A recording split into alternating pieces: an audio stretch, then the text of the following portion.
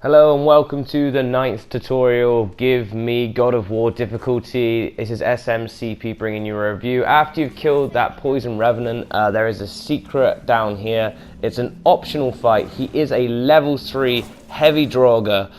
Basically, if you've ever played Dark Souls, this is such a Dark Souls fight. What you need to do here is literally just time your spacing, time your dodges, because he will one-shot you. You see that red flash? That is an unblockable move.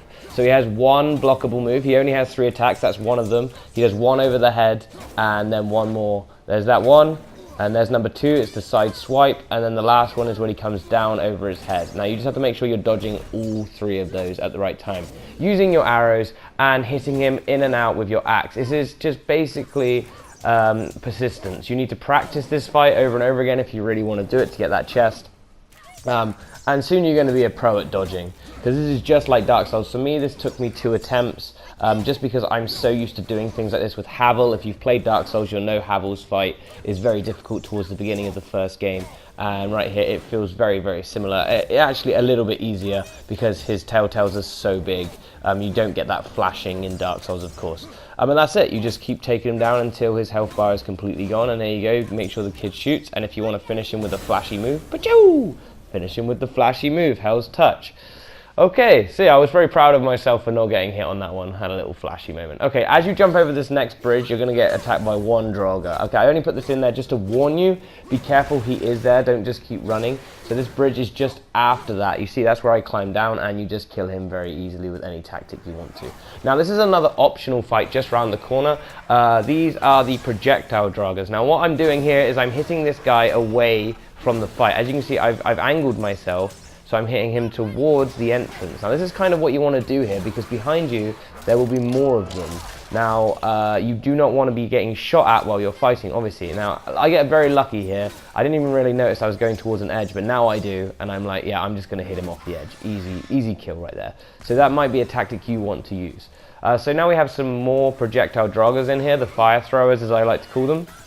I make a mistake in this next bit of combat. See if you can see it, and hopefully you do. It's right here, and then we can see what not to do. Here, you see how I did that attack there? I did Hell's Touch, which is L1 and R1 together. I hit both of them. Now I can't target both of them. I'm panicking. I'm trying to target both of them. Another Draugr comes in from the side, and I'm like, oh no, one of them's going to be level 2. And there we go. He is now level 2 because I used that move at the wrong time. Now I'm panicking even more because I got the other Draugr behind me.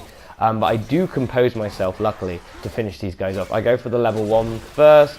I'm keeping an eye on when that other guy is going to do a fireball at me, and I get lucky that I go around the corner. I rolled around the corner.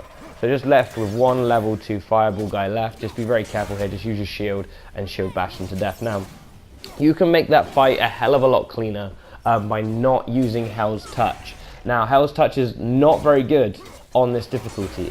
It's damn brilliant on medium. I've been using it a lot, and there's many other moves, AoE moves, that are brilliant on any other difficulty, but when you're on this difficulty, AoE moves are not the way to go. They will get you absolutely destroyed. Okay, so now this is the actual fight you have to pass. Now, just to know that are no new monsters here. We fought this blue guy before, so we know the tactics. We know it's punching him. You cannot use your axe on this guy. You have to punch him to death.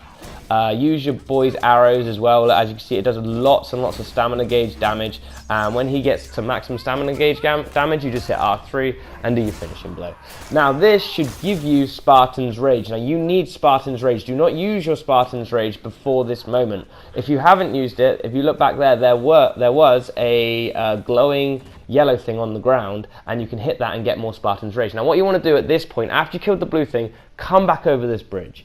Wait a while, because there's a heavy Draugr there, only one, and if you wait a little while, head back over, there will be 2 heavy Draugrs. Now look to the right, you can see 2 heavy Draugrs there in the distance. You need both of them there because you want to use your Spartan's Rage to kill as many as possible.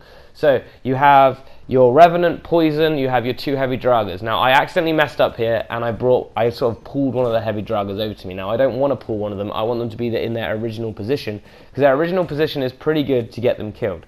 So what we want to do is run on over, target the Revenant one, because you want to make sure that she's not messing you up. Use one of your arrows against her, then target the 2 heavies and use your Spartan's Rage when they're next to the cliff, and R2 Boom! Smash them both off. There they both go, okay? There's 2 of them. Now, if this is possible, you really want to get rid of this Revenant as well. Shoot her once with an arrow so you can hit her, then R2 and smack her off too. There you go. Spartan's Rage is over, but you got rid of 2 heavies and a Revenant poison. Now, that's very good. Now, we only have 2 fire throwers left, or Draugr projectiles, whatever you want to call them. All we have to do here is finish them off very nice and easily. Keeping an eye on our back, making sure the other one doesn't shoot us at the same time. There we go, he's shooting at us now, so we're going to roll out the way. Perfect.